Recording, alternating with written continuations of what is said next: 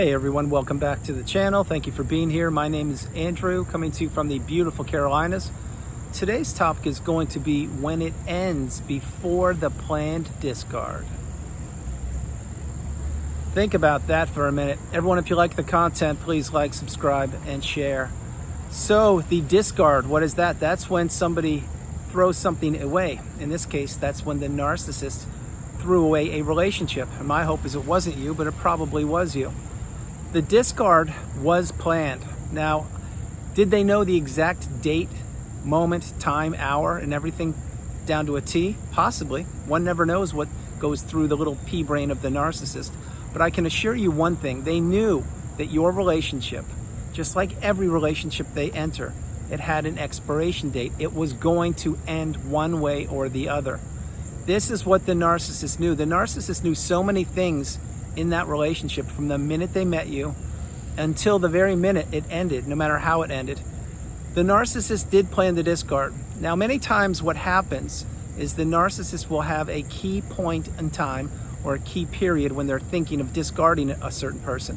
Example, maybe it's right when their health took a hit, or maybe it's right when they cashed in on an insurance policy, or maybe it's when they just lost their job, etc. There are so many different reasons that the narcissist does what they do, but they will look to discard people usually at their most vulnerable period of time. Not always, but usually. And every once in a while, there will be a monkey wrench thrown into the plans of the narcissist. And the person, perhaps it was you, will come up with something and they will figure it out, or they will put up a boundary, or they will call out the narcissist. Remember, you weren't taught narcissism in school, so you didn't know what you were up against. But many times the person who was in the relationship will instinctively say something to the narcissist, and then the narcissist has to act quicker than they are planning on acting. Example, let's say that you try to put up a boundary and you said something to the narcissist because you were experiencing so much toxicity, so much negativity. You were experiencing gaslighting even though you didn't know what that meant. You were experiencing the silent treatment. You were experiencing rage fits and verbal abuse, financial abuse, etc. But all these things added up. It was almost as if it was death by 1,000 paper cuts, and this is by design. This is what the narcissist instinctively does to their targets. But when you were in that relationship, you were giving to a fault, you were experiencing the poor behavior, and you kept on doing everything that the narcissist wanted you to do. You were working for the narcissist. But if you put up a boundary and the narcissist sensed that you were catching on, or that you knew that something was up, basically that you were escaping the trauma bond, or you were escaping the narcissistic fog, and you were really standing up for yourself, now the narcissist has to think on their feet, which they're not good at doing. The narcissist is usually planning 1, 2, 3, 5 steps ahead on how to destroy people's lives. They are not good thinkers on their feet, and they do not handle pressure well at all. They don't. They're anxiety-riddled, hollow, shallow, childlike creatures who walk or gallivant the globe. But this is, if you did this, then what you did is you stood up for yourself and you put up a boundary. Now the narcissist, they're not going to adhere to your boundary, but they probably may have said to themselves, wait a minute, something's off. I don't have this person, which was you, under control any longer. What do I need to do? Okay, I need to end this thing even quicker. The new supply is not in place, but I do have a new supply lined up, or maybe a couple of new supplies I'm vetting. And one of those is people is going to have to step up to the plate quicker, because this person, again, the person turned out to be you. It certainly, and I mean certainly, was me. This person's wising up, and they're really understanding that all the abuse I'm laying into them and all the toxicity I'm dumping onto them, it's not only not their baggage, but they're starting to see between the cracks in my mask. They're starting to see behind the mask, and they stood up for themselves. So I need to get the moving van here, maybe tomorrow, and pack up and leave everything I possibly can, and leave you, certainly was me, a shell of yourself. Now, this is the pivotal part of the ending of the narcissistic relationship. Remember, the narcissist never thought you would heal. They never thought you would exist. They didn't think you would put 2 and 2 together.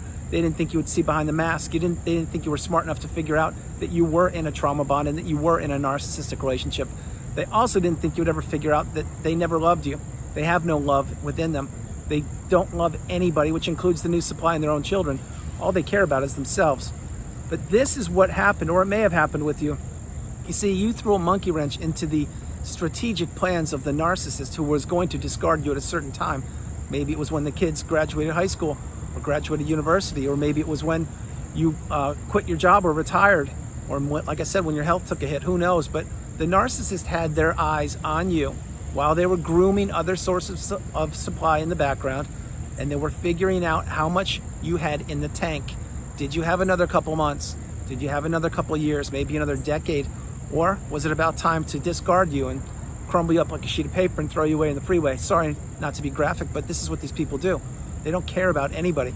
And if you were discarded, you know what I'm talking about. You saw the beach ball blackness of the pupils of the narcissist's eyes and the smirk on their face, looking at you, staring at you as you were in disbelief, looking at them saying, what's going on here? I don't understand. Well, they knew what was going on. They didn't want you to know what was going on. But these are the kind of things that are ingrained in your brain forever. The discard, the beginning of the relationship, etc. But when you throw a monkey wrench into the plans of the narcissist discarding somebody, they really have to act quickly. Again, as I shared in this video, the narcissist is not a person who thinks on their feet quickly, usually. They usually have plans lined up with everybody that they encounter because they're trying to take as much as they can from anybody or for what these people offer. And then if the plans go the way the narcissist wants, well, then they had a good day. If they don't, well, then they throw a tantrum or a rage fit on a person who perhaps was you when you were in the relationship. But when they had to speed up the discard, this was not what they were expecting. They were not planning for this. They didn't prepare for it. So they had to do things quickly.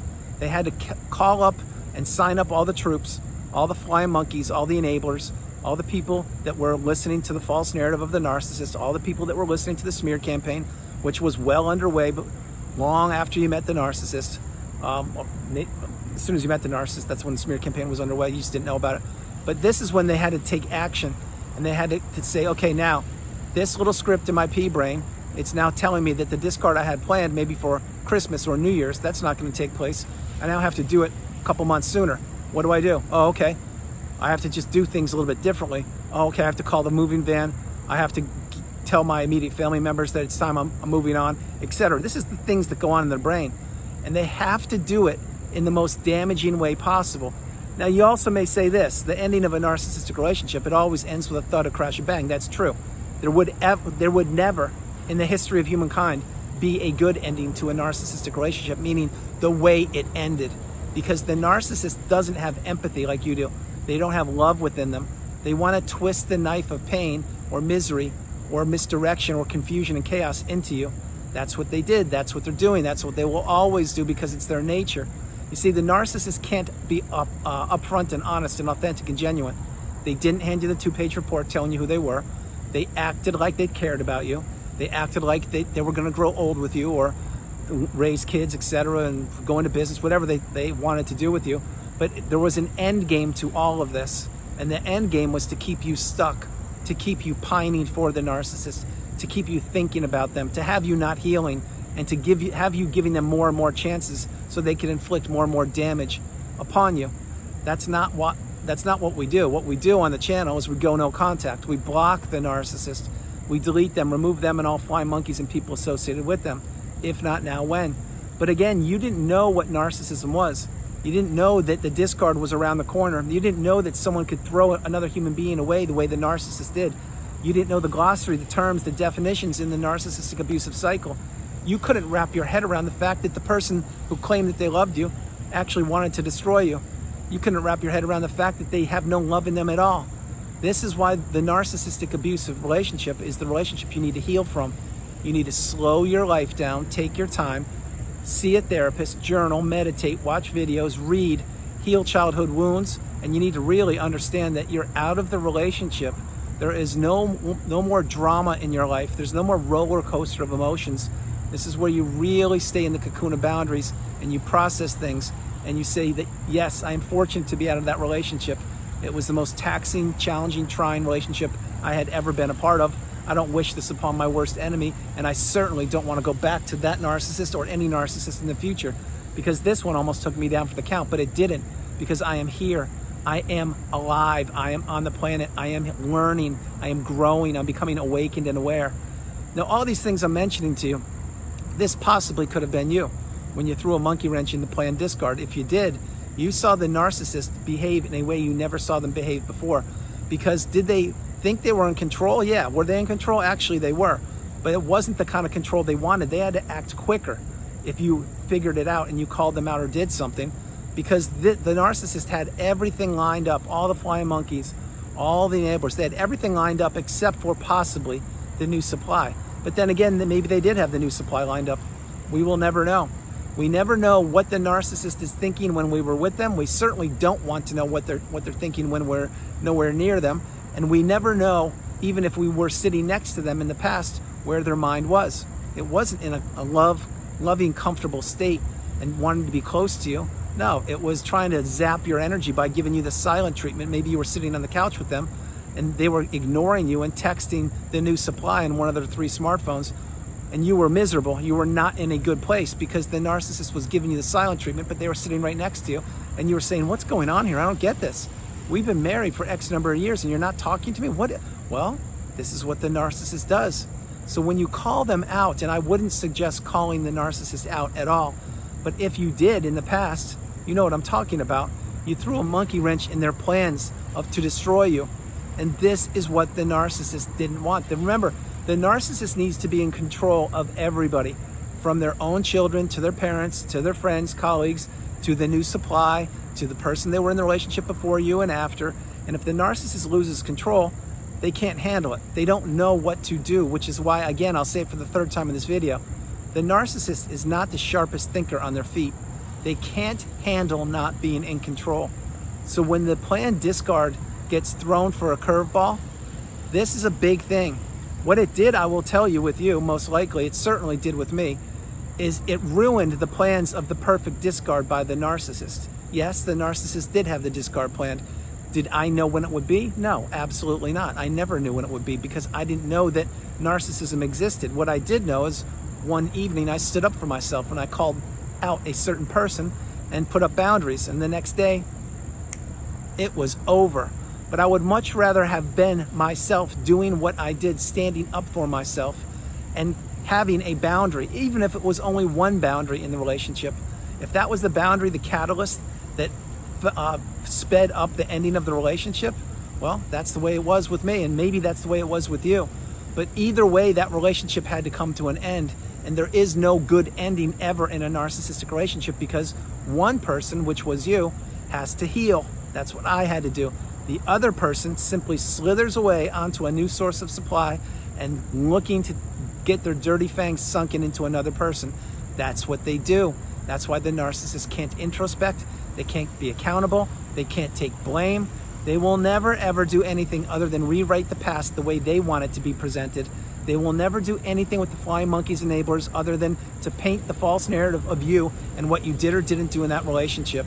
This is why the narcissist is the weak one. This is why they are the coward. This is why they are a bully.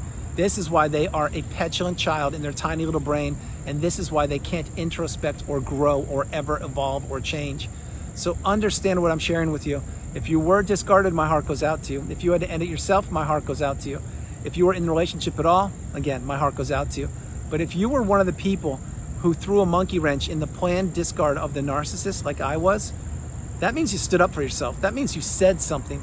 You didn't know what was going to happen, but you knew that you had to stand up for yourself eventually because your health was taking a hit, your finances were taking a hit, your resources were becoming decimated, you couldn't function at work properly, your support system had blown up, although you didn't even realize all of that at the time, and everything was falling apart around at the seams, and the narcissist was the person who was destroying your life, and they were sitting back, eating their popcorn, watching you complain about what's going on, or talk to them, I should say, about what's going on and how come they can't contribute to the relationship. Well, they're the ones that tried to blow it up from the minute they met you. You just didn't know that you were with a narcissist. You didn't know what they were made of. You didn't know that they want to destroy people's lives. This is what was happening. So if you're one of those people, drop comments below. Either way, you were in a narcissistic relationship, and my hope is you have healed, or you are healing, and you're working towards arriving at that pinnacle of indifference, the mountaintop of indifference, where you no longer care about the narcissist or anybody from that period of time. You need to understand these are life-threatening, extremely dangerous relationships that only deteriorate over time. They do not improve.